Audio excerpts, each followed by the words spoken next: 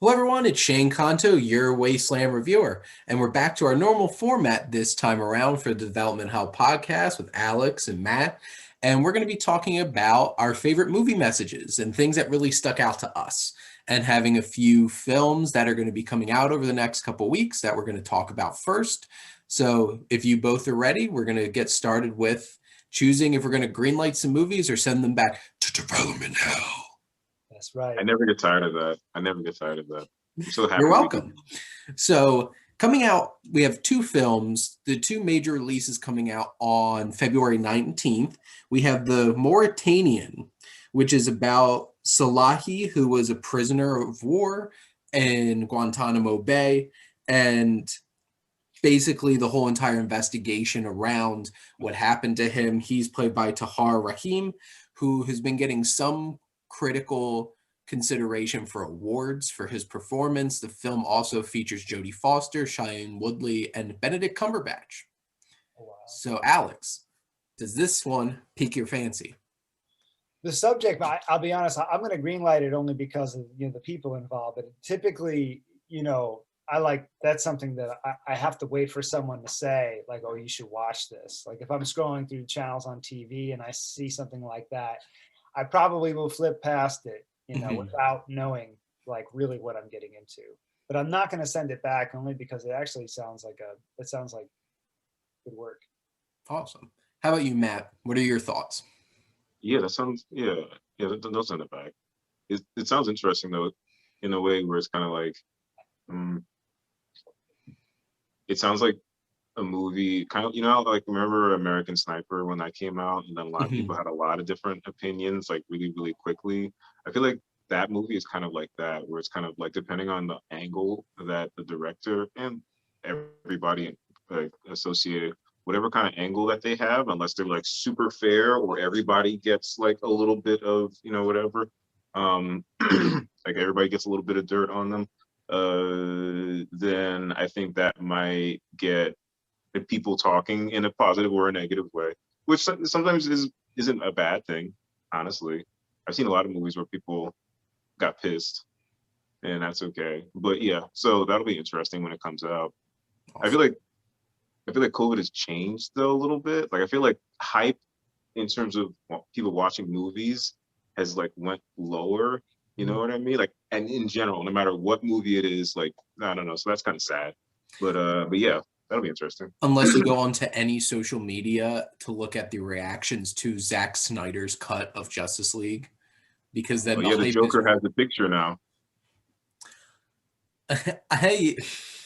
I'll be interested when we talk about that on here, because I have some very strong opposing opinions on this movie, and basically all the reactions that I see is this is like God's gift to comic book movies, just because Zack Snyder's God's gift to comic book movies. And I'm just like, since when? But those are my thoughts right now. But back to the Mauratanian. So I'm a little, I guess my opinion's been shifted a little bit because I've heard reactions to the film. Like in general, I love Jodie Foster. I like to see Jodie Foster pop up in some more things. Benedict Cumberbatch is great.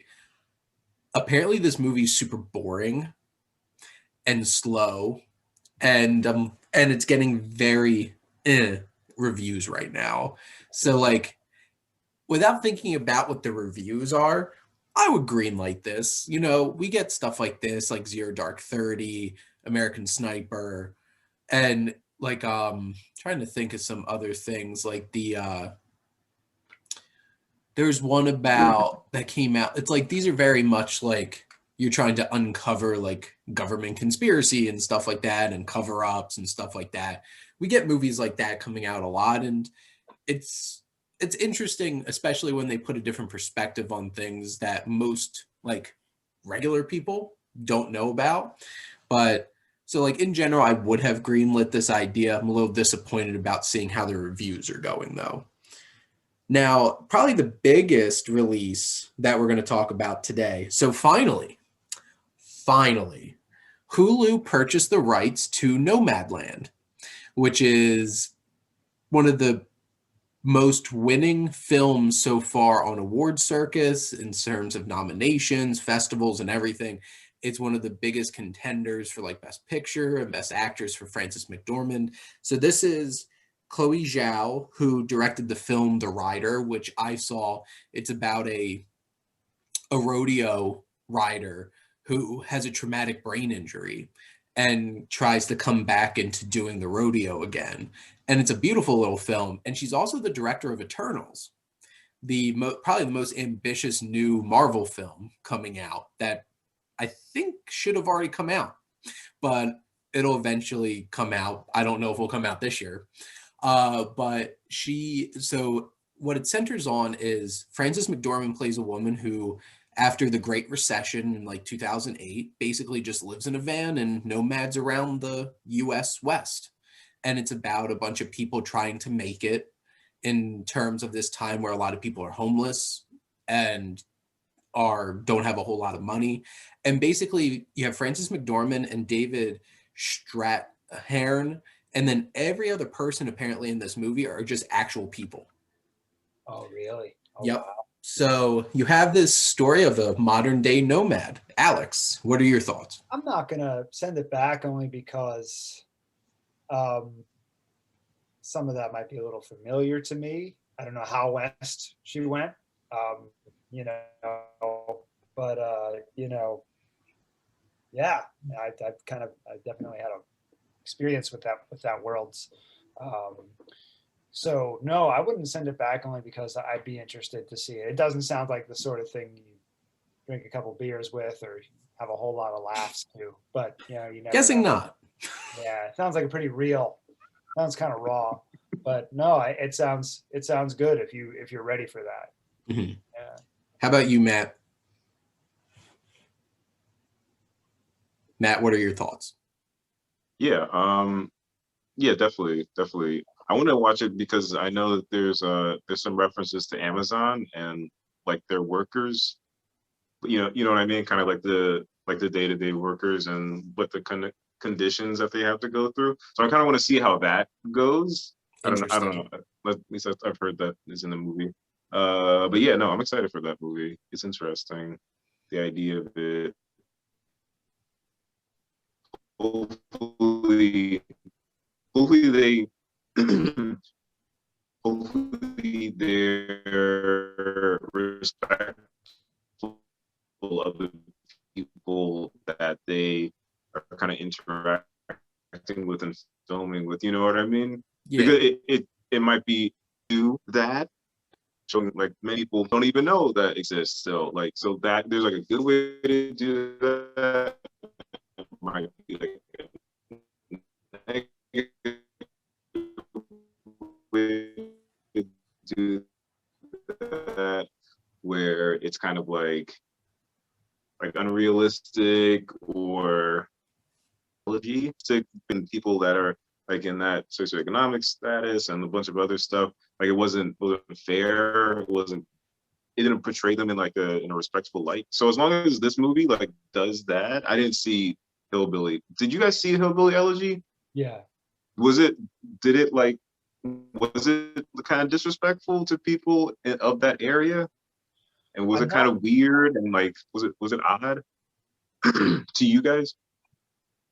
I'm not too familiar with the Appalachia area so well, but being in the rural area of Buffalo and seeing some of the people in that area, knowing that there's drug use and there's drug addiction in those areas of the country, and how families deal with that and wrestle with that, because they are in this sort of, they're below the poverty line, but they exist that way, and they live in okay houses, but they're not living high on the hog.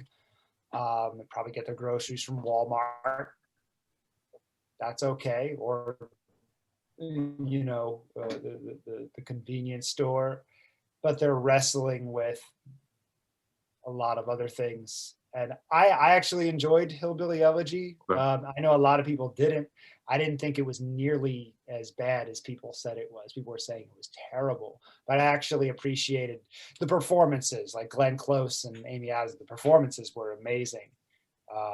Maybe just the way it was structured. I think, Shane, what did you, because I know you were lukewarm on the way it was. I was definitely more down the middle about it than because like I saw some people being like, "This is the worst movie Ron Howard's ever made." I'm like, it's a little harsh in Yeah, I terms know. of it.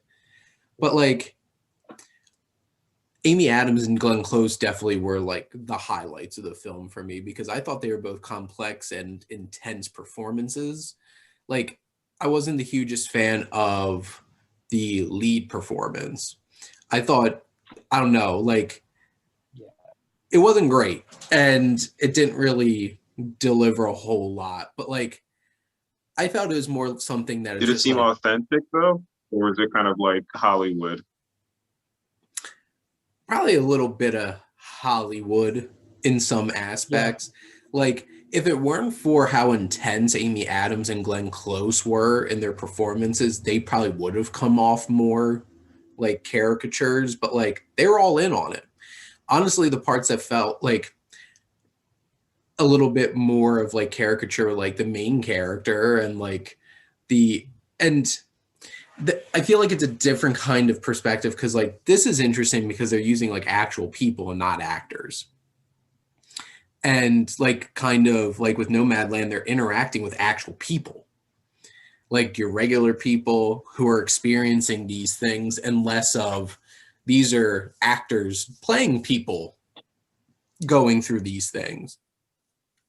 I guess for me, Nomadland, like my concern for like the regular people thing is like you don't never know what to expect from somebody who's not a trained actor performing in a film because like some can turn out great.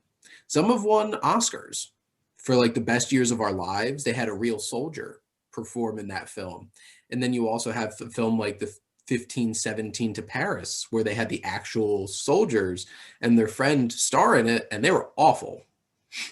Like That's the first one I thought of when you mentioned that. Do you know, are they actually reading dialogue, acting dialogue in this movie, or are that's they a good just kind of question. like Mauratanian style where they're like on the side of the road, like you see them doing something, but they're not actually performing?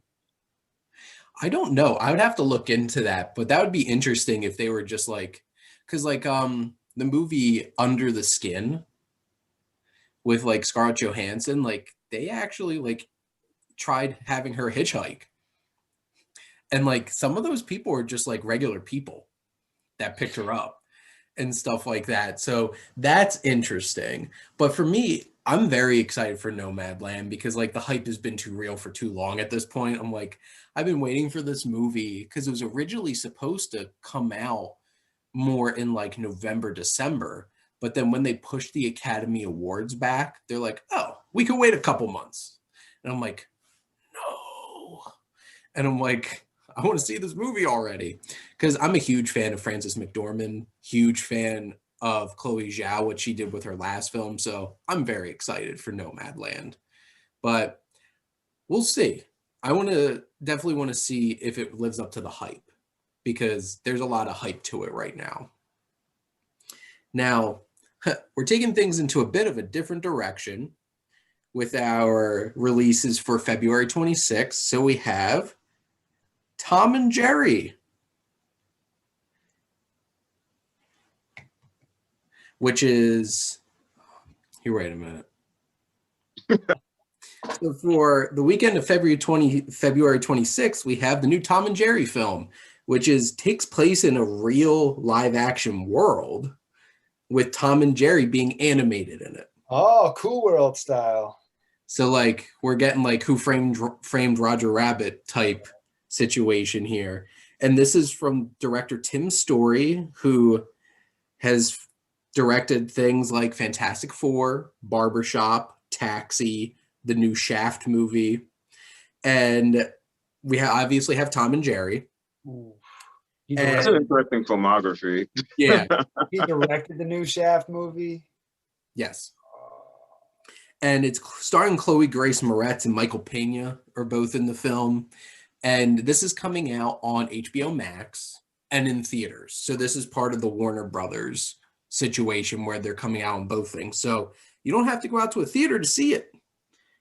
But if you don't want to, but based off of this, Alex, what are your thoughts? So the reason I'm sending it back is I think this director needs to be sent back to school. I mean, I saw about 25 minutes of the new Shaft movie. Always annoying that they just called it Shaft again. I don't even think they tried to call it like Shaft.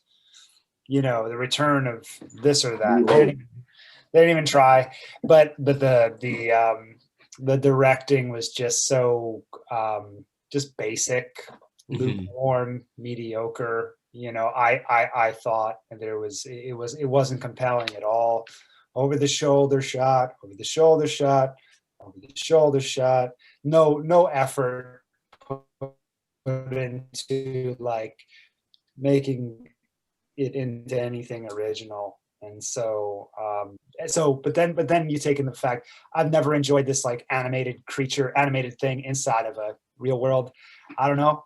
That doesn't appeal to me. And so for those reasons, I'll send it back. So, Alex, what you're telling me is you're not a fan of the Rocky and Bullwinkle movie that came out around like 2000, where Robert De Niro played fearless leader.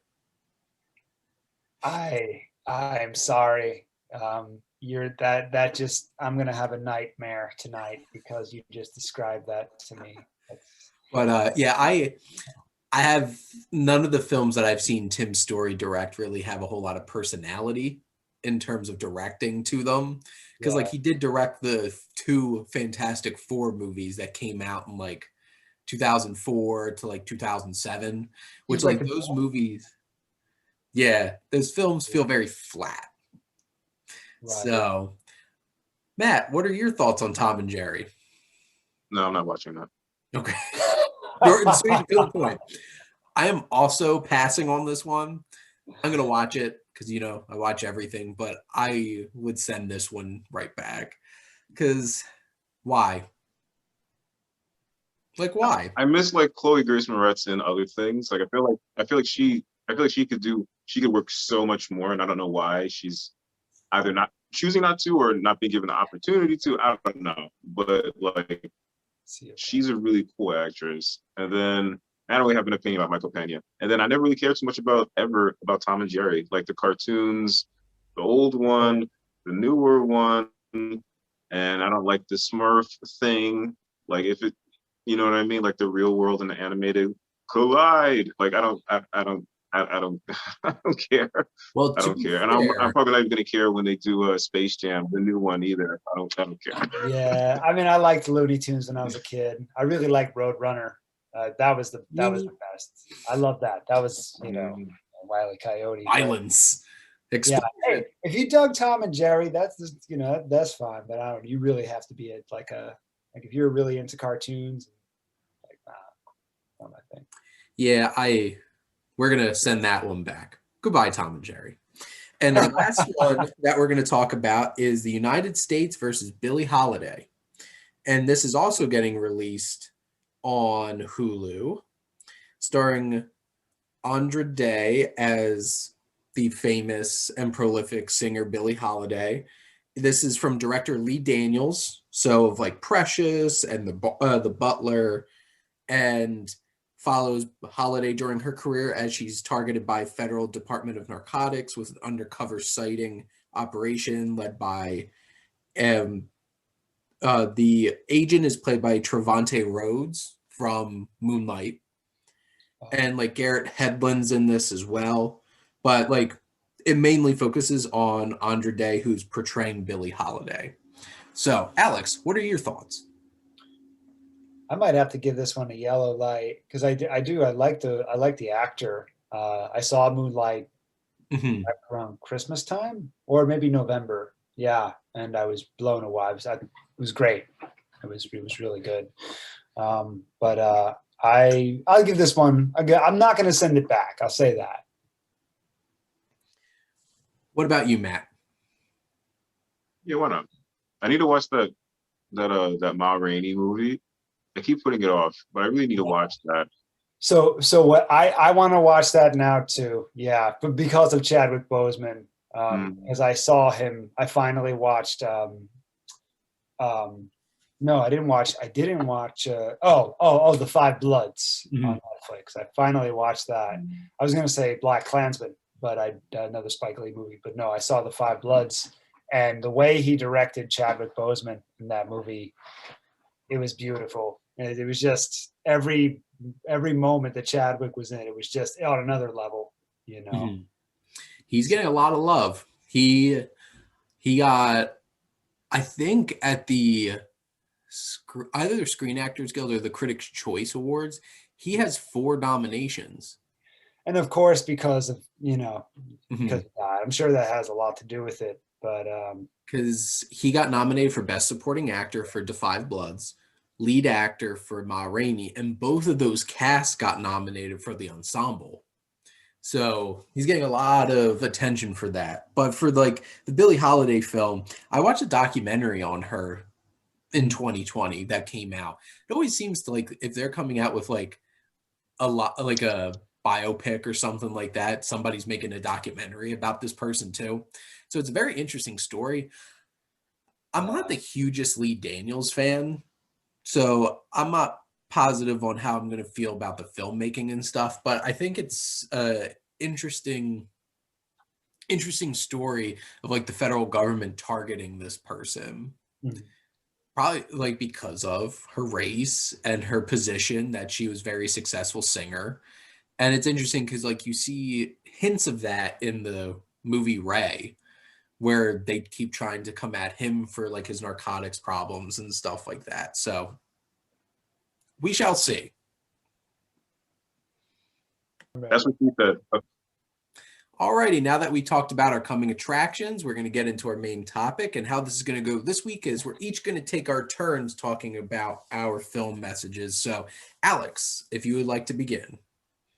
Oh man, so this was a tough one for me. I'm not sure why, but which one do I want to start out with? I can only really think of 2. You know what? I'll start out with I'll start out with Clerks 2. Actually, is the first one that I picked for movie messages, because it's a very funny movie. I think it's one of Kevin Smith's. It might be, my opinion, it's his best, most entertaining movie that came from his like New Jersey universe, the New Jersey universe of films. And I feel like in the film, one of the main characters, Dante, is supposed to move to Florida with his fiance, and leave his job, working in fast food. And his friend Randall basically spends the whole movie guilting him, in this passive aggressive way for moving to Florida. And then he ends up, falling in love with Rosario Dawson, of all people. Love the line in there where Randall says, "You're one of the ugliest fucking people I know. How is it that you always have 2 chicks fighting over you?"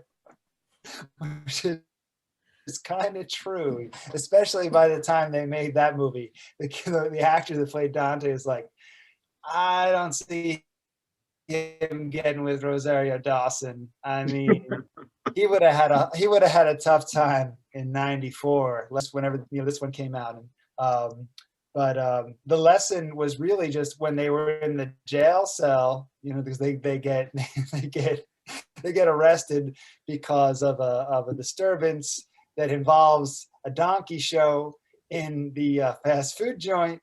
And so it happens, right? And so the scene in the jail cell where Randall basically just has a heart-to-heart with his buddy Dante and just tells him that he loves him, and he just kind of gets him to appreciate, the people that he grew up with and the people that he grew up around. And because I think that Dante spends a lot of his time kind of casting off and dismissing the people around him. And it's kind of, you know, that's become a thing to do in the small town you grow up in, or, you know, the places that we grow up in, to kind of dismiss them. So I'm going to go over here because the grass is greener or whatever. And I felt like Randall, you know, pushed a button of like, hey, you know, you have people who really care about you here, and what you do here does have value. And so that's always been something, you know, because I've lived in different places, you know, but I grew up in New Jersey. I think that also, you know, probably has an effect, has an impact.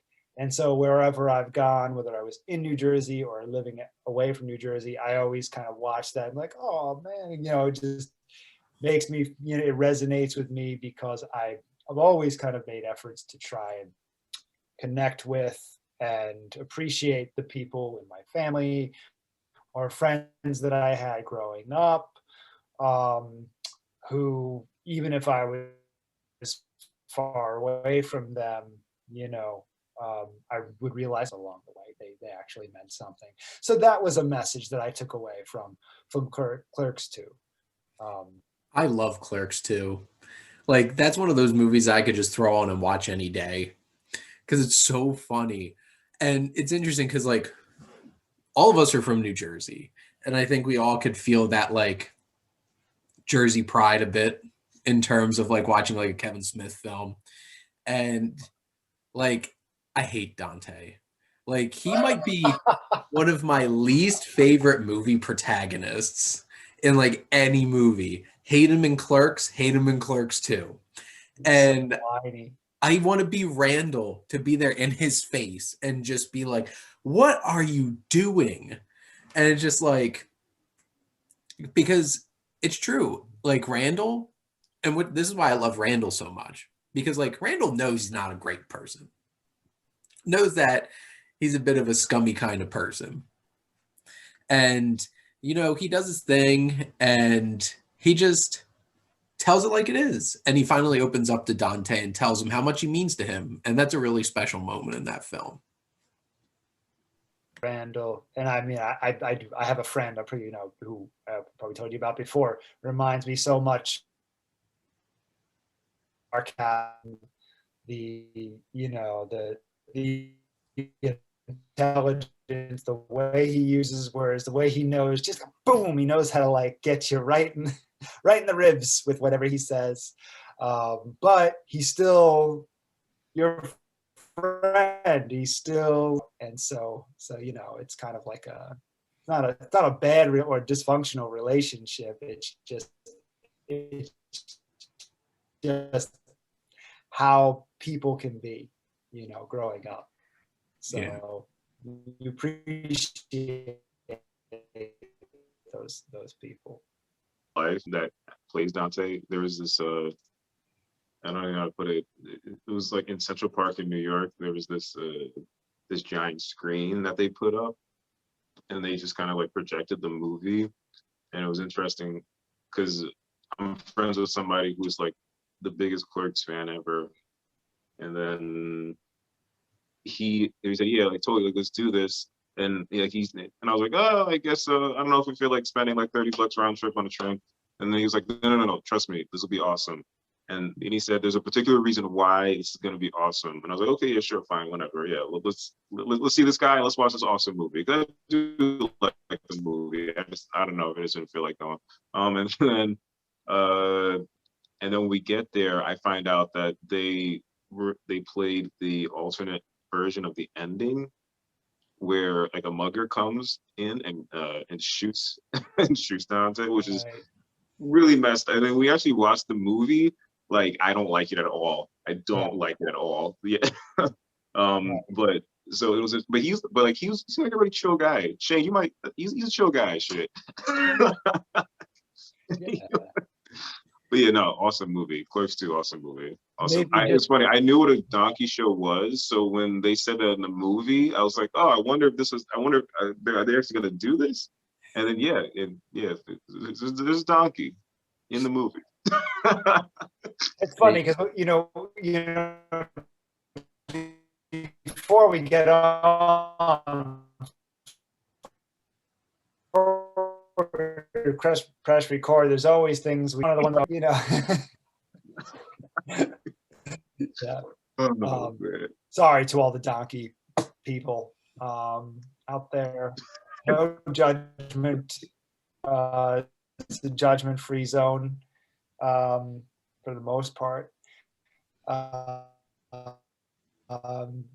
so that's my first pick is Claire Duke Or donkeys. or donkey. No. I can go on. I'll go on because I'll go on to my next one.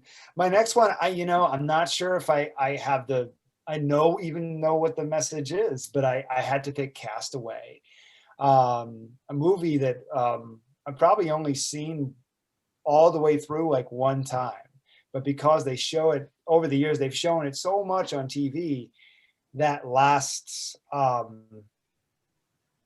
20, 30 minutes of the movie.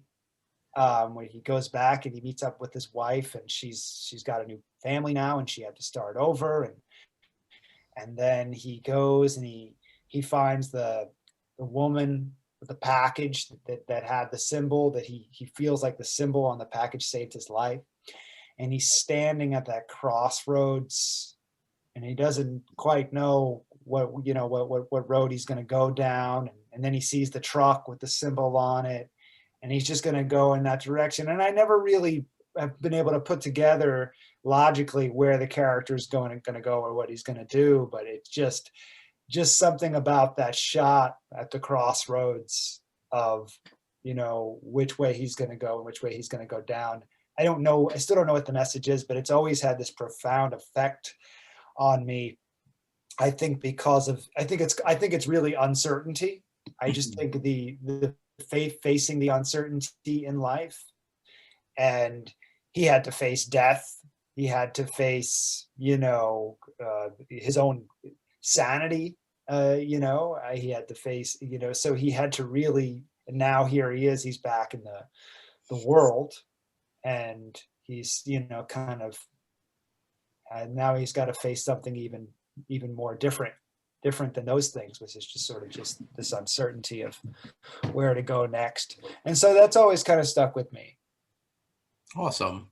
Yeah, that's interesting because there's like a lot of change that he has to, like, obviously there's a change because you're on an island and that's all like, that's like 12 different ways of like messed up, but then it's kind of like his life kind of stops and pauses, and he's kind of like in this stasis, this bubble, right? Not a good bubble, but he's just there. But then like going back into society, like that's like multiple different avenues that you can go down.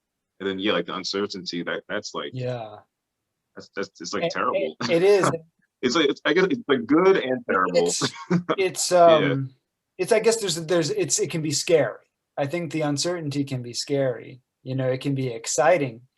But it can be very scary too.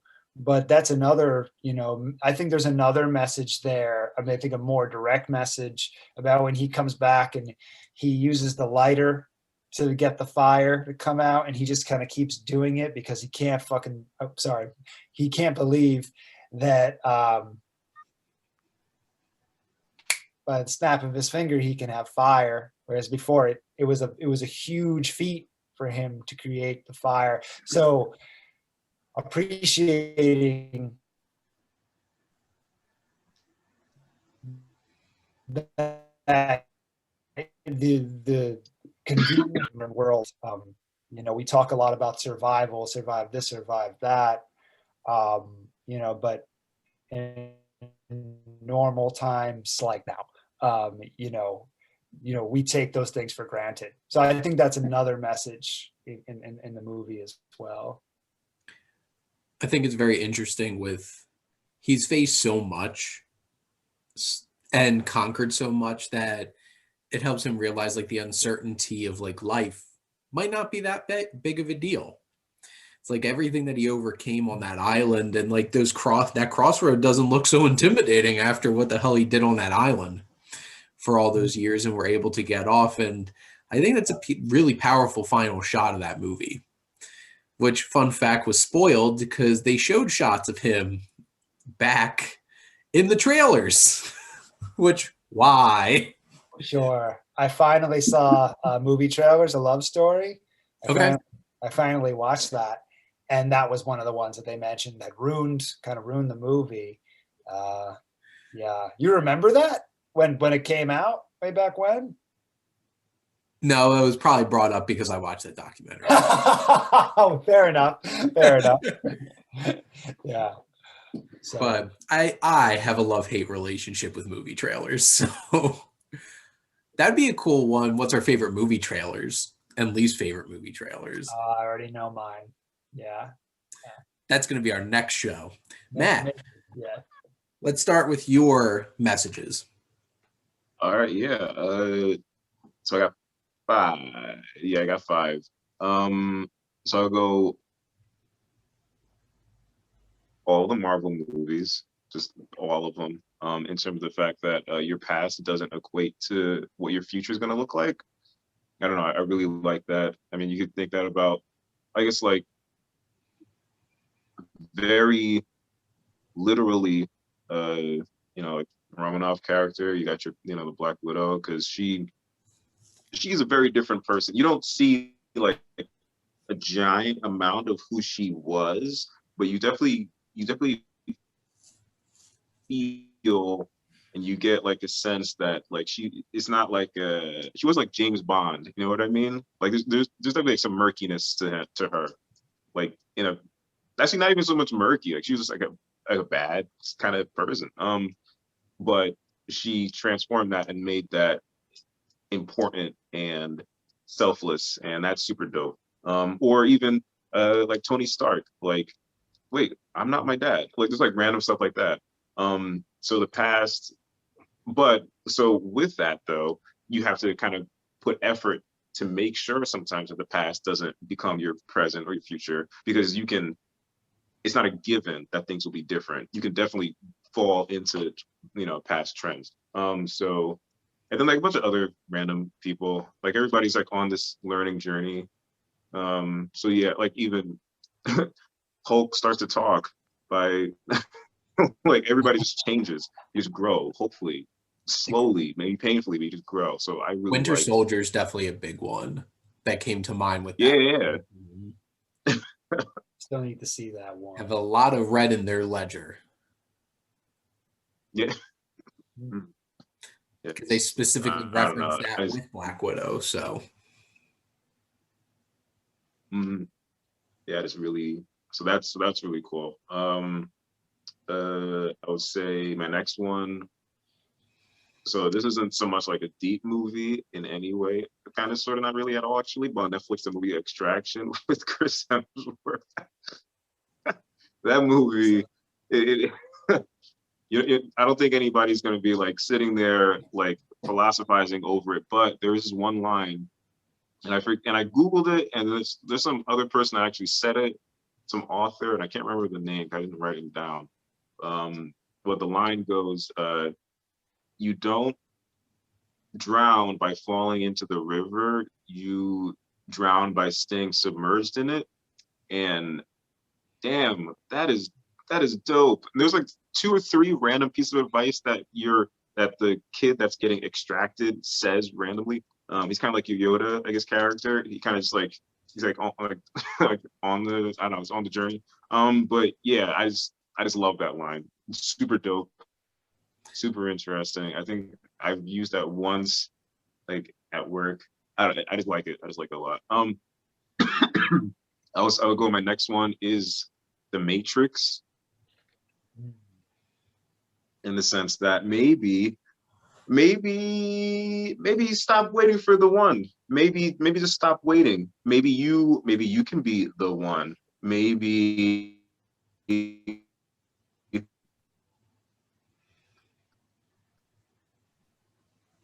when the one gets here, he's gonna be like, I think that was pretty dope, because it's not like, I mean, yeah, in the end, the one saves everybody. Like, so that kind of goes against what I'm saying, but also but then also it doesn't really too, because like you don't have to be like super fantastic to be important. Like you don't have to be, I don't know, like spectacular or at least on the outside anyway, or initially, to kind of like contribute something, or to mean something for other people. So, but hopefully you can like kind of put that meaning, and you kind of put that on yourself and look at yourself as kind of like, oh wait, crap, I can do that.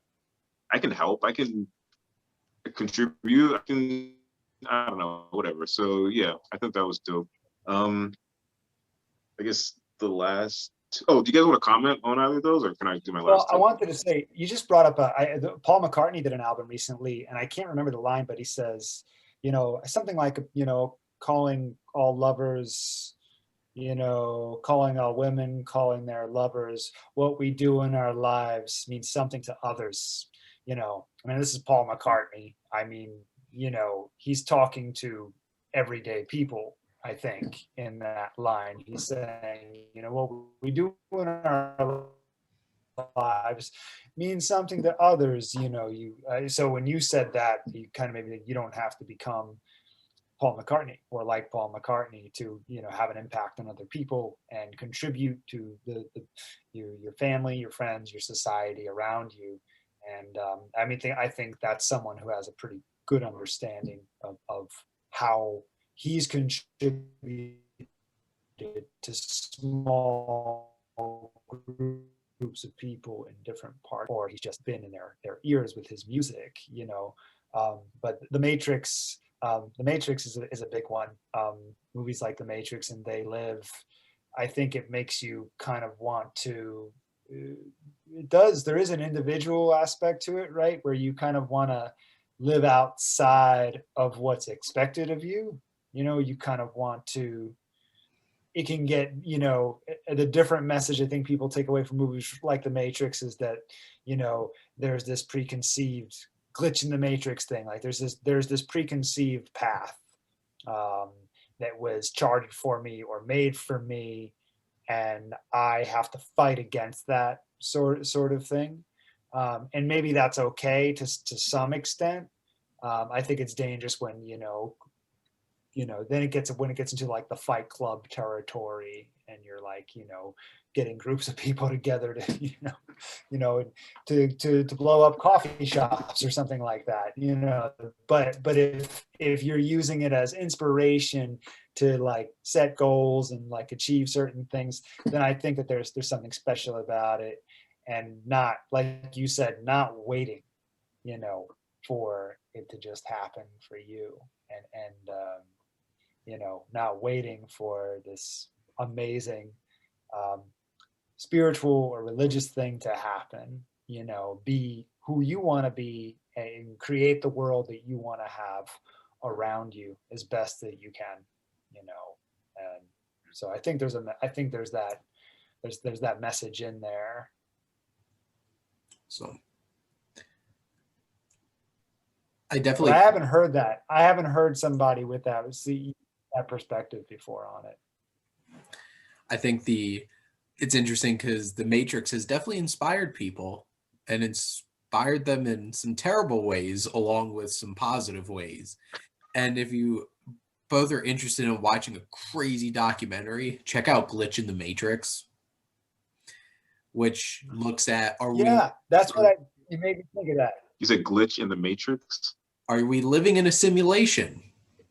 Because they show one particular instance that led to death that was inspired by the Matrix, with somebody trying to get out of the Matrix. So You mean that's like very the interesting. show? They just took a boat, to like the farthest part of the world, and we're trying to like open the door or something. Well, the Truman Show. Yeah. Right. Yeah, it's the same sort of idea. Yes, it is. Yeah. Crazy. Yeah, and I saw that, and Matt made me think of that doc. I didn't see the doc, but I saw the advertisement for it. It is crazy. It is very crazy.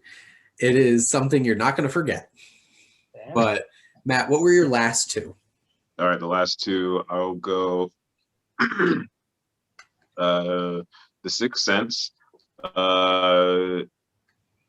You're never. So I guess the two lessons I'll pull from that is, number one, if you help people, you might actually find you're helping yourself. Uh, so that's I like that a lot for like a lot of reasons. I just really like that. Help. I don't know. Like you can be getting, even if you don't even notice it, you might be getting something out of it, or eventually you might be getting something out of doing something for somebody else. So I like that, and then I also like the idea that you don't have to be like, even if you're an adult, like you can still learn stuff. You can, there's never like a point where it's like, okay, I'm all done. Like you never like, you can always learn stuff, and like you like change, or like somebody could, or even someone younger than you can kind of say something and you can change your own, like all your whole outlook or opinion on something. So yeah, no, I like that. I work with kids, and sometimes kids, like people that are 10 years younger than me, can talk as deeply and as introspectively as like somebody my age. I don't know. I just think that's really dope. All right, so Sixth Sense, and then Black Panther, super easy. Representation matters. Like, like, damn, like it's almost like it's an obvious statement where it's like, oh yeah, people like to see themselves on screen, but then that movie made $1 billion. That movie made $1 billion, and it's definitely an A. That's 100%. Well, not 100%, but that's definitely like a lot of repeat viewing. I think I saw that movie 3 times. Yeah. Like I don't know, like that movie, it meant a lot to, and then also like I guess maybe even the Into the Spider-Verse too, I guess. But that movie for me noticing how other people reacted to it and what they took from it, and then like it was like very, very exciting, but not so much just because it was an action movie or because it was Marvel, or like because like the cinematic universe is growing. It's all of that stuff, but then it's also kind of like it's like that plus more.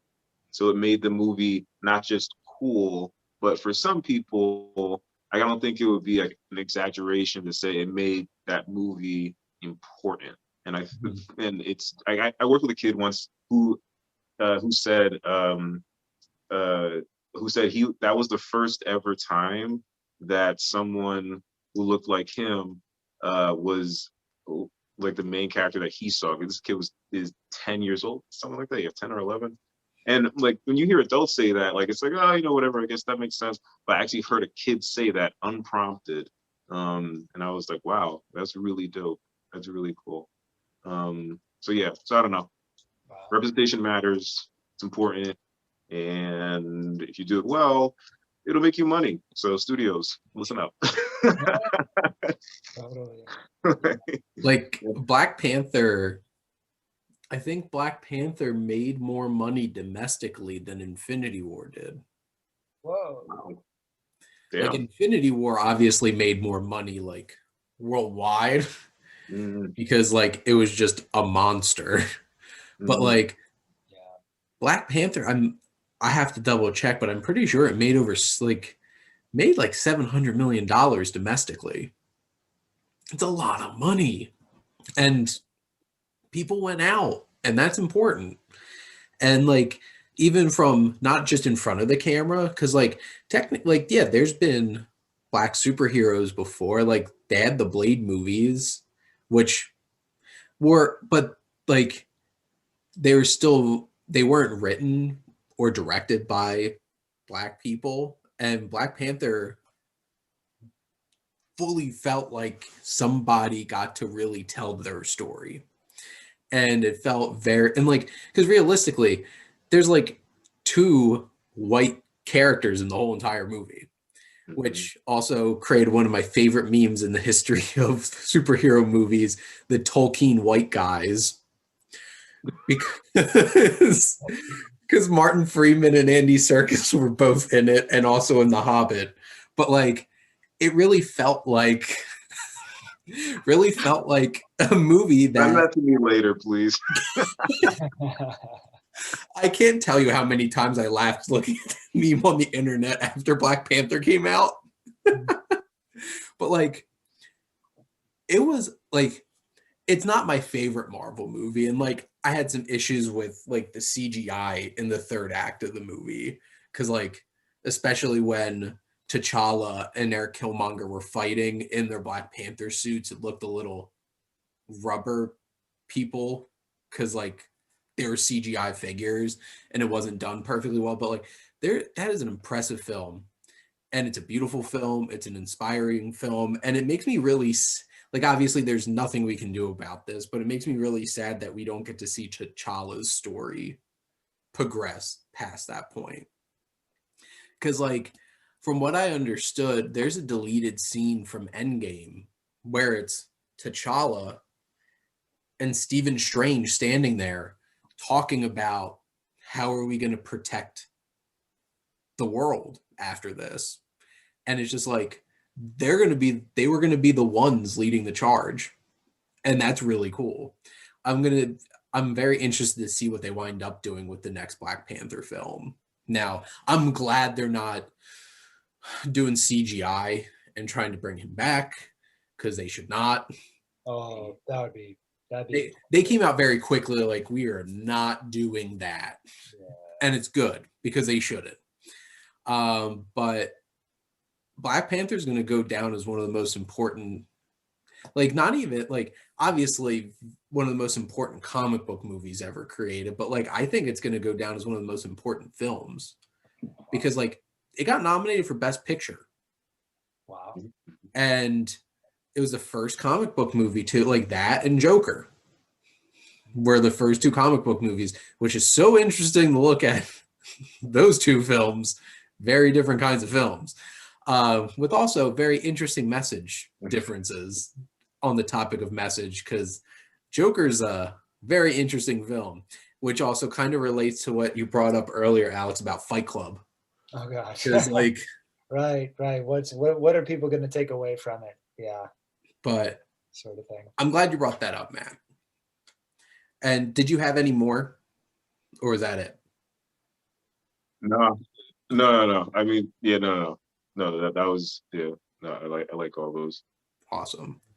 So the reason that we did this where we each did our own is because my fault, because I kind of have, like, when Matt brought this idea up, something popped in my head that I really wanted to talk about. So I work at a college, and Alex has seen my office before. Matt, have you seen my office at some point? I think I saw like version 1 of your office, I Okay. think. So like there's a lot of movie things in my office, including posters. And the thing is, I chose them very specifically. So I have 4 movie related posters in my office because I think they're all present an important message that I can convey to college students. Some of them are a lot more obvious than others. So like the first one, which these are my favorite films, is Lord of the Rings. And there's a quote that I have hanging in my office. What we have left to decide is what to do with the time that is given to us. And those words from Gandalf inspire Frodo to complete his mission, because it's like there are so many things that we don't have control over, including time. Time's going to go by, and we're only going to have a limited amount of time in college, which is how I frame it with college students, which is why I make the most of this. You're not going to get this 4 years in any way again in your life of college, but like in your life in general. Like, to us, 80 years seems like a long ass time in the grand scheme of things, and it's over. And really thinking about what you're going to do with that time and making the most of it. And sometimes you have to remind yourself, because like, do you really want to spend it all lost in work if it's not something that you absolutely love? Do you want to spend it with people that aren't really worth it? And I think that quote is so important. And obviously it's so important in the context of the film, because when Frodo's at his lowest, he remembers Gandalf telling him that and inspiring him on his journey. But I think it's an inspiring idea that anyone should really think about, because time is precious. And what we choose to just do with it, I think, is important. So when I'm sitting at my desk looking at my students who are sitting in my office, that's literally hanging right above their head on the wall. Custom poster from Vistaprint. Shamelessly plug Vistaprint. You could customize all your own stuff, including my Wasteland Reviewer t-shirts. I better be paying you, man. Gonna shamelessly plug something until somebody gives me money. I felt like I was shamelessly plugging the AMC A-list to like everyone when that first came out. Told everybody. Haven't gotten a single cent from AMC though. Maybe they can give me money now that Reddit saved them. Weren't you also shamelessly plugging Movie Pass when that came out though, Shane? No, I was not. People tried to sell Movie Pass to me, and I had to tell them why it was a horrible business decision. So no, I was not. Free movies, but sometimes we'll get money. Kinda. There was no possible way they could have made a profit with that business model, and they were just scamming people. So I tried to warn people. The difference with AMC doing an internal thing is because they don't really make the money off the tickets. They make it off concessions. So they want your ass in the seats and stuffing your face full of food. So to them, it's smart. So there's your business lesson for today from a master of accountancy. The next poster, which this is probably the one that has the least easy connection to make because like there's no words on this poster. I have a poster of Mad Max Fury Road. And it's the shot where it's the very beginning of the film. Max is like standing like this, looking off into the wasteland. He has like crazy long hair. It's the part where he like stomps on that lizard and eats it. And you're just like, oh my God. And it's right after his voiceover. It's like, my world is fire and blood. And just sets the tone for the movie. But what means the most to me in that film, and this scene, like I heard a lot of people complain about this part in the film. They're like, they literally just turned around and went back. And I'm like, yes, the turning point in the movie is they get to where they thought they were trying to get to and realize that it wasn't what they thought it was. And they have a choice. Do you limp on like 100 days into the desert? Yeah, you'll probably survive. Maybe. But will you thrive? You don't know what's out there.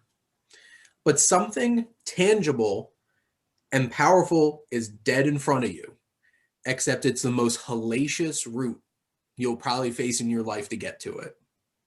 Is it worth taking on that route to thrive and challenge yourself? And that's why I try to tell people, because like there's a lot of people that sleepwalk through life and don't take chances and just accept things and not challenge themselves.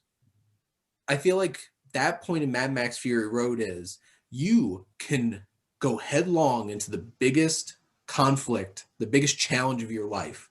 And if you overcome it, all that adversity, you will thrive and make something of yourself. Like they'd be the kings of that kingdom if they can get past Immortan Joe and his giant army of the craziest cars I've seen in the history of movies. But the thing is, it's going to be one really tough day. And is it worth getting through that tough day to thrive the rest of your life? Or do you want to turn around and limp through the desert and live off of scraps and never thrive the rest of your life? And that's what I got out of that moment in that film, which what I love so much about Fury Road is nothing is spelled out for you in that movie. Nobody's backstory's written out for you, explained to you. It's all context and it's all in the moment and you're living it. That is the most intense 2 hours. Like my chest was like tight after those 2 hours. It was so intense. I respect that. Yeah. No narration. I really like that. Mm-hmm. But I think that moment is a really inspiring thing. And it's an interesting way to think about life because I think every single person comes to that crossroad at some point. It's like, do you take the easy way out and just limp on? Or do you face adversity headlong and thrive from it? Sure. Yeah, I think that that's a really palpable, very real thing that I think a lot of people end up coming in multiple times in their lives. They come in into that stage where they realize, you know what, I gotta just turn around and I just gotta face this thing head on. Sometimes it's a person, like in a relationship. Mhm. Sometimes it's a job. Sometimes it's some other type of endeavor. And the only thing to do is to just go and face it head on and confront it head on. And that scene where they get to the green space and it's not what they thought it would be, and you see Charlize Theron, she's amazing. She, Yes. gets down, I think she falls to her knees and she screams. That just, it's heartbreaking. It's tragic. Something, and it was almost like something inside her just like died or wanted to die, and then they realize, well, there's only one place we can go from here. It's like, oh shit. So I really respected that aspect of the story, and it definitely resonates. I think a lot of people end up finding that in some way, shape, or form. You know. I think and what's so interesting is because like how many lines does Tom Hardy have in that movie? Not a lot. Yeah. Like most of his performance is like straight just physicality and grunting at people and gesturing at people. There's like two parts where he speaks, and that is the most lines he has in the whole entire movie is when they just let him go do his own thing and they're going to go off into the desert and he stops them and confronts them and says, "Or we could go back." And has that whole entire exchange, and that's why it's so, I think, impactful. Is like, as an audience, you haven't heard this man speak like this whole entire movie, and they shut up and listened when he actually said something, had something to say. And like the second most important line he had in the movie is towards the end, where he he refused to say who he was earlier in the film and acknowledge who he really was. And at the end of the film, where he's like, "My name is Max," to Charlize Theron, to Furiosa, as she's like having to give her a blood transfusion and trying to save her life. And like when he actually says something in that film, it's really impactful. Now, this other one is another science fiction film, and it's Interstellar. And I remember the one line, and this was very prevalent in the trailers to this film too, when it's like Matthew McConaughey's like gotta look up to the stars, just look down and face is buried in the dirt. And that's one of the biggest things about that film is so many people in the like the characters in the film, including his father-in-law, played by John Lithgow, is so pragmatic and just like, we need to worry about farming. That's what's going to save us, because they don't want to conceive the fact going to another planet could be the solution to saving humanity. But the whole entire film, Cooper, Matthew McConaughey's character, is looking to the stars and is looking to the bold, the ambitious solutions to solving things and dreaming, because it's like the second Dust Bowl in the film and everybody is struggling and nobody's thinking about dreaming or doing anything ambitious anymore. It's all about the day-to-day small things every day, doing your farming, Yeah. hiding from the dust. But he's looking at, what if we could find that? And it's very interesting because like nobody's ever going to say Christopher Nolan is great with exposition. A lot of the scenes in his films feel very on the nose when they're talking about exposition, including the parent teacher conference at the beginning of the film, where the teacher's just like, NASA bankrupt us, la la la la la. And like, more or less, I'm paraphrasing and also throwing in some tone there. But like, it sets up from the start that that's not an acceptable idea anymore. But Cooper believes it. And what the hell happens? Spoiler alert, going off to space saves humanity. So like that whole idea of chasing that dream, when you have to be bold sometimes to find a solution and to chase after a solution. Is it going to work out every time? No. But sometimes you have to be ambitious and bold and try something new and different and outside the box to accomplish something. And it's inspiring because Cooper's the most inspiring character in that film. Him and Murph. Like, if you had a drinking game, every time he said Murph in that film, you'd die of alcohol poisoning. I know it's a running joke because it's like the one of the biggest criticism of Interstellar is like, did you forget you have a son too? Like, poor Casey Affleck over here. It's like, you had Tom, right? But like that connection that he has with his daughter and both of them looking greater than what they have in front of them saves things. And I think that's inspiring. Now, my last one is the most Oh, wait, obvious. can I say one thing? Yes, go ahead, Matt. I still haven't seen Interstellar, or at least all the way anyway. I gotta maybe tonight. I don't know. Maybe I'll start and finish it like in one sitting. What is it? 2.5 hours, right? It's like 245, 250. Yeah, I keep restarting, and then I never like.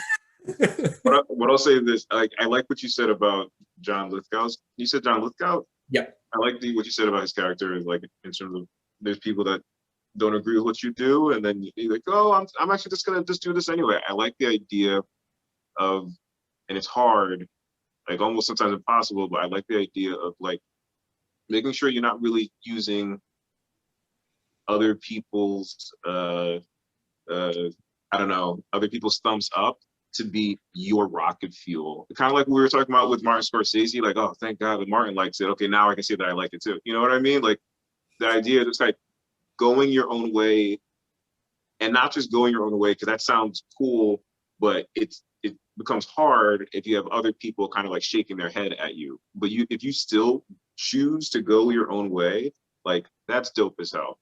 So I don't know. That was what I was thinking when you said that, and I really like that. Well, and to Yeah. build off of that too, Matt, because to go a little bit deeper with what you said, some of the most important advancements in the history of like humanity is because somebody went against the grain and did something that wasn't what people expected of them. Because if you keep doing what's expected and the status quo of things, nothing ever changes. And sometimes you need a radical idea to like change things and to find solutions. Obviously, you could take that in many different ways, and this is literally about saving humanity. And to be fair, there's nothing really wrong about that pragmatic approach of making sure that people are okay. Yeah. Yeah. Because there's nothing wrong with that. But sometimes you need some people out there looking elsewhere. And that's why it was so interesting. Like NASA's this hidden organization now. Yes, everybody else is focusing on doing the day to day, the farming, preserving that. And then you have this select group of people doing whatever they can to try this one thing. Yeah. And there's some dark turns in what certain people's motivations are for doing it, or whether they believe in what they're doing or not to begin with, and what they're willing to risk to be successful. And that's where you find some of the layers in the film and the plot in it. Because, like, because not every film needs like a human antagonist. Because realistically, time is everything in Interstellar. Time is the enemy because you're fighting against time, and they use time so well because, like, of course, Nolan has like this obsession with time, and he does so many great things with it in his films. But like, there are some human antagonists that you might not expect to pop up in Interstellar, and honestly, it's out of different perspectives. And are they really wrong to feel the way that they do? And are they wrong to act human in what they do? And some of it's very on the nose, especially the name of one of the characters, Dr. Mann, is very on the nose. But like, you think about those different kinds of things, and sometimes we need people looking in different ways to solve different problems. Yeah, that's a great lesson. And just in any community, you talked about pragmatic, like politically, I know it's hard to talk about politics nowadays, but there's going to be a conservative side and there's going to be a liberal side, and perhaps we can think in both ways. Perhaps we can talk about both and the needs of different people and why there's liberal and conservative on this issue or that issue. And then of course, you make a great point about, there's the pragmatic, there's the logical, and then there's the dreamers, and then there's the people who are thinking outside the box and trying to do something crazy. We should be able to have all those minds be part of a community working together in an ideal type of space. I look at these nonprofits, because sometimes I apply to nonprofits, or I just research nonprofits, and you got to think there's got to be a collection of different minds, of different people and different views and different ways of approaching things, working for these different nonprofits who are trying to do good things. But I bet you you still have conflicts. They might be trying to do something good for people, but there's probably still politics and shouldn't be done this way, it should be done that way. And so it kind of reminds you, it's like, well, it's, there are all these different ways. What's the right way today? What's gonna make sense tomorrow? And so that's where the leadership and the teamwork and the critical thinking really come into play. So it's, Well, and that's interesting because there's one thing that they do not touch on in Interstellar is what the political landscape of our country is at that point. Because basically it's just most people are just trying to day to survive. Right. And maybe that's not even important anymore. But they have farmers are required to make this kind of crop. Because one of the issues is they had different kinds of disease destroy whole entire forms of crops. And that's one of the ticking time bombs. Is basically all they have left is corn. All the other different kinds of crops just don't grow anymore. Mutated disease and stuff like that. And there's corn for everything. I'd be screwed. I can't have corn. Oh man. You know what the saddest thing is, being a cinephile and loving the theater experience and walking into a theater and smelling the popcorn and not being able to eat it? I did not know that, Shane. I'm so sorry. That sucks. Shane, I remember every time I would go over your apartment, you would always you always have this giant box of Costco popcorn, and it's oh, can I have one? You're yeah, no, take two. I'm oh wow. I can't have you it. Never eat it. Sorry, man. John would bring his own popcorn over because I wasn't buying it anymore because I can no longer handle it. I could eat it, but I'd be in pain for days. What about so do you have to be careful about products that use high fructose corn syrup and not the corn syrup, but I can't have Doritos anymore or Tostitos because they use corn tortillas. Right. Oh, okay. I can't have Captain Crunch anymore because they use cornmeal. Can't have cornbread. Yeah. Sad. And then you start to realize, damn, how much corn did I eat growing up?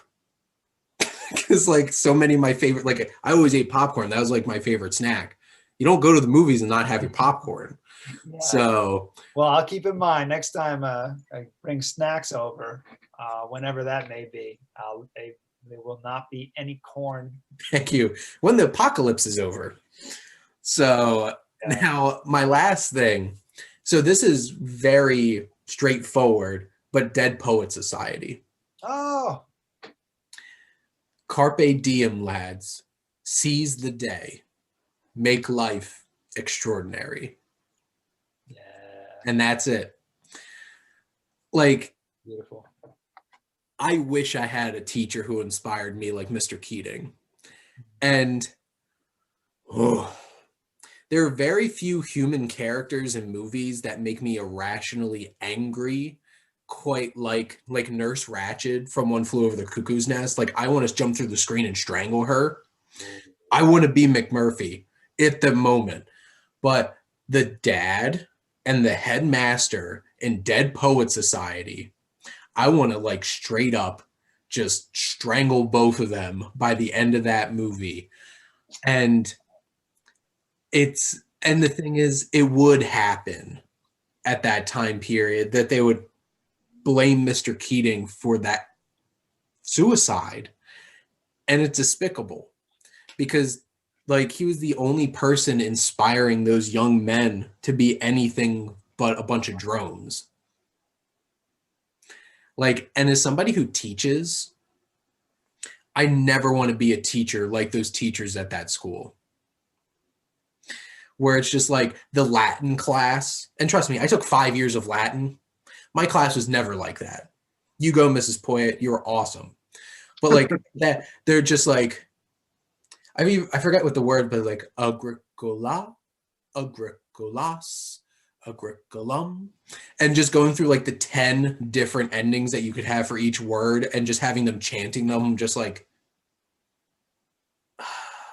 and just Mr. Keating did so many amazing things for those kids and making them think and grow as people, which obviously that wasn't the goal of that school. It's like you needed this knowledge. Sure. Mr. Keating was teaching them the new smart, how to be free thinkers. And like the whole entire exercise where he brings Ethan Hawke up because he didn't write a poem. And he's like, look. And it's like Walt Whitman. And he's like, what words come out? And it's like Smealy Tooth Madman or something like that. And he's like, you're a poet. There's a poet in you. And like that was so great. And the whole thing where they had them walking in a circle and they all started walking at the same pace and then like clapping along because of conformity. And realizing how easy it is to just conform to things. And like obviously Mr. Keating was a radical teacher trying to get them to think in a different way. Like they were literally teaching math and poetry. Like they had like a graph to tell you how great a poem is. Like as somebody who teaches math, like come on. Like you can't judge like and which is very interesting because think about how film criticism turns into be. We give them grades, we give them this many points. Sure. And which is honestly why I stopped doing that on my movie reviews. Yeah. I just to say, this is how I felt about it. These are my thoughts. I think this movie works for these types of audiences. It probably won't work for this type of audience, but go check it out. Sure. And I know, I think we've gotten so into the grades and the rating systems and 4 out of 5 stars, yada, yada. Everybody's so into that. And I think that those things have their time and place. You know, some people like that, you know, if they like ordering things. I think in poetry, the cool thing is, I know, I do too, to an extent. My brother loves, you know, he loves to do top 10 Also makes lists. Loves it. Poetry, whenever there's poetry, there's some sort of rhythm. So whenever there's rhythm, there's some sort of math. You know? Well, that's the thing too, because when I took Latin and with 2 years worked on translating the Aeneid, which is an epic poem in iambic pentameter. And like I did have to walk through and find long, short, short, long, long, and do that kind of stuff. I really like that part of it. Like, the math person in me, I'm like, this is cool. I like these patterns. Well, it's something like I'm not a math person, but I'll read it or sing it or say it out loud and not realize how important that is to the flow of the poem, the song, you know, whatever it is. I mean, Dr. Seuss was a freaking master with that. Every little, the beats, you can feel the beats. You know what's so interesting, Alex? So back in high school, I had I didn't have a final exam for my calculus class. I had a final project, and it could be anything as long as I was incorporating calculus into it. So me being me, rewrote the lyrics to We Didn't Start the Fire and replaced them all with calculus terms. And I never realized how important it is to think about syllables. And it's like, oh, I could just plug in any words, but like there's a rhythm to everything. And like I had to like, well, I have to find like 3 syllables to plug in there and like this many syllables. And like I had to learn that because like I never really learned music and like how to write music or lyrics and stuff like that. But I'm just like thinking about all those different kinds of things. And obviously we're going off on a bit of a tangent here, but like I appreciate how we're thinking about these things in such a dynamic way, because that is not what they wanted to teach at that stupid prep school in Dead Poet Society.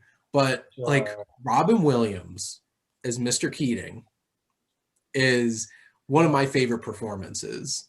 And like obviously like Robin Williams wasn't being like the manic comedic actor that he is in so many things. Sure. He had that Robin Williams energy in such a beautiful performance, though. And that performance probably inspired a lot of teachers either to become teachers or when they watched that film, because I remember they used to show that film in high school every now and then. And it inspired teachers to kind of think outside the box and let their students be a little bit more free form in their thinking, get away from the textbook for a day, you know. And so it was. What's that? Rip the page out. Right. Yeah. I could rip the page out. Yeah.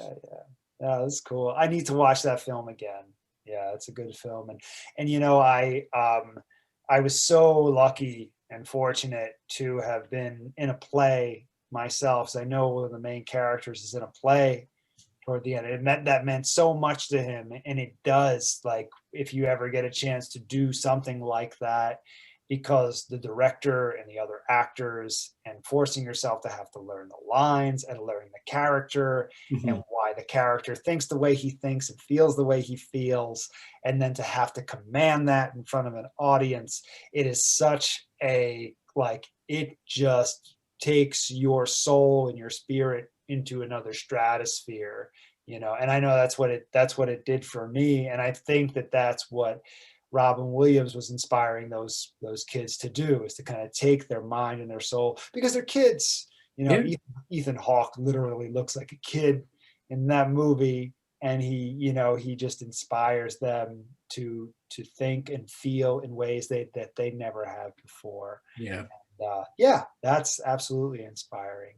Yeah. I would say probably my favorite part of that movie has to be when he's telling all the kids to circle around a photograph of like alumni, and he's talking about how, so like, these kids that are in this picture were in your shoes, or like these are basically these people are you, but just back then they were just as like unsure of themselves, and they were like nervous, and they were also excited and interesting, and whatever like happened afterwards was whatever happened.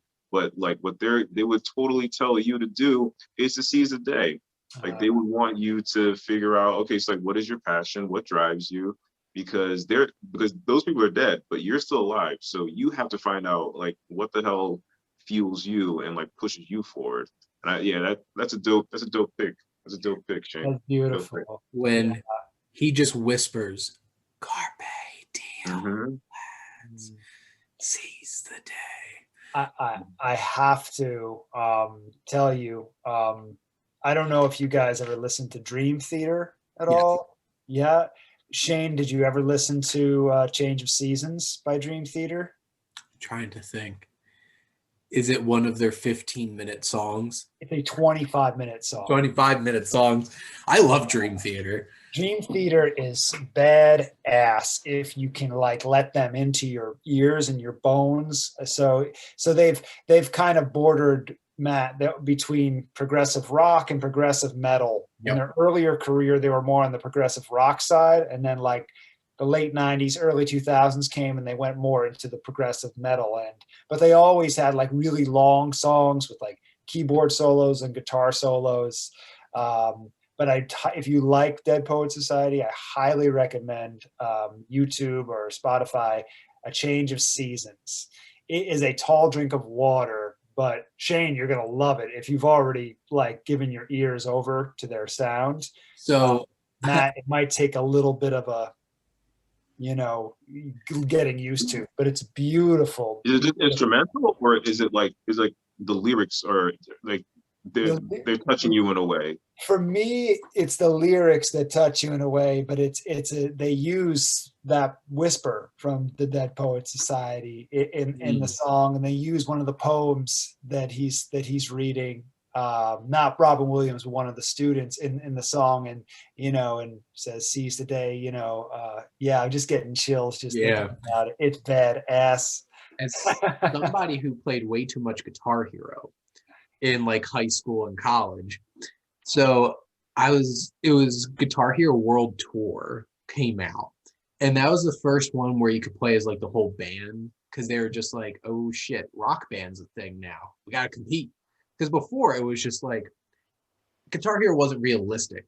Like you legitimately in the third game versed the devil in a guitar off playing The Devil Went Down to Georgia. That sounds like Jack Black and Tenacious D or something. Yes. So I loved it. But like World Tour was like, you're like a real band and you're playing, except the credits scene of the game, you're on a flying golden chariot being pulled by like